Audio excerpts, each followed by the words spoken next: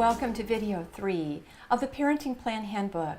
Today we're going to be talking with you about the other important factors to include in your parenting plan. We'll be covering issues like transitions, decision making, communication, and the flexibility needed to make a parenting plan work in real life. This is my co-author, Felicia Malsby-Saleh. Thanks, Karen. In today's video, we're going to be talking about how to create a more concise parenting plan. A good, well-written parenting plan will help minimize conflict, help rebuild trust, and will really create smoother transitions between the two homes for the children.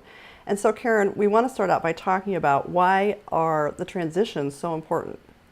Wow, well, so let's just understand that for children, transitions are that moment where they literally have to let go of the hand of one parent and cross over a space of independence before they take hold of the hand of another.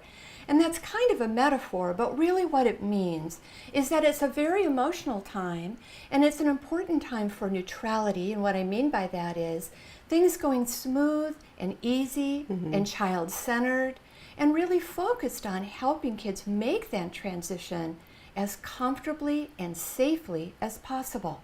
So what are your suggestions for doing just that? If we've got one parent and their residential time is ending and we're going to be moving those children to the next home, what does that look like in a best case scenario?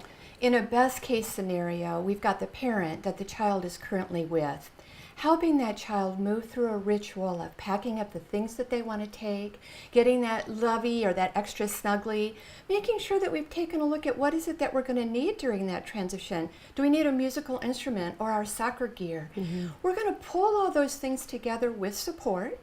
We're going to put those in the car along with our kiddos, and that parent, who is the current residential parent, is going to escort those children to their other parent. It's a way of saying, I'm here with you through your transition, and I lovingly hand you off to your other parent. We call that the current residential parent delivers to the receiving parent. Now, I'm aware that some parents have difficulty with transitions. In fact, emotions are so high, it doesn't make sense for them to do face-to-face transitions. And I'm wondering, maybe you can talk a little bit about that. Well, I think you hit on it just a few minutes ago when you talked about the neutrality. And we always want to look for either a location that's neutral or someone to help facilitate the exchange who can be neutral and who really is there in the best interest of the children. And so you're talking about if we can't do it at home, right, then we're looking for a neutral location. Right. And so the most obvious place usually is going to be if the children are in school. A lot of times parents will just adapt the residential schedule around when the school day begins or the school day ends. And then either there's a bus route that happens to be on both parents' schedules or both parents' homes that the children can follow, or maybe a pickup at the school itself or a drop off at the school itself. Same with daycare. And I would caution parents if they do use that, obviously, we want to minimize any kind of conflict that might occur with respect to those neutral facilitating places such as school or a daycare provider. So in those cases, though, they tend to work very, very well.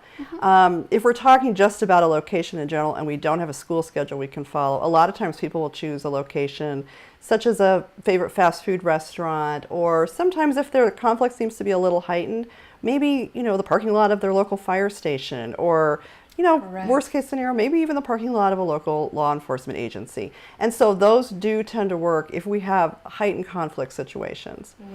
I'd also say if we want to use a third party to help facilitate, sometimes, again, it can be an extended family member, a favorite aunt, a favorite grandma, but again, keeping in mind that neutrality. It can also be a friend. So I just think sometimes it's better to think about it clearly, how we can reduce the difficulty of the children going between two homes, going between two cars. How much do we leave up to them if they're in their own place like school, remembering whose home they're going to go to on what day. I think that's just key. Right. Really important. Again, that transition is emotionally stressful under the best of circumstances. And I usually tell parents that although it takes just seconds for their physical body to transition, it can take anywhere from 30 to 60 minutes for that emotional transition to actually happen. And what you're going to see is that children actually have practices and rituals that they go through that actually help make that transition smoother. You know, I really like to remind parents, this is part of your contract, transition times. So be punctual. Respect your co-parent's time. If you're to deliver the children at 6 p.m., then make sure that the children are there at 6. Please plan for traffic issues, right? That's a common one. And how do you understand that if I'm going to be 10 or 15 minutes late, I'm dropping a quick text message to make sure that my co-parent knows that. So again, this is part of the business of co-parenting. This is part of the contract. It's like punching a clock. I'm going to make those transitions predictable, neutral, punctual, and safe, emotionally and physically, for our kids. Right. I think with respect to punctuality, it really helps show each other respect for one another's time. It shows respect for the children's schedules, and it helps rebuild some of that trust. As long as one person is making the effort, hopefully it's sending the message to the other person to reciprocate with the same kind of effort until you get to the point where, of course, you know, practice makes perfect. It's always, you know, 2 steps forward and 1 step back early on. But as you practice this more and find out what makes successful transitions for your kids and how they're adapting, you're going to get a handle on it. It's not going to be like this forever. Beautiful. That's 100%. And of course, we have gear.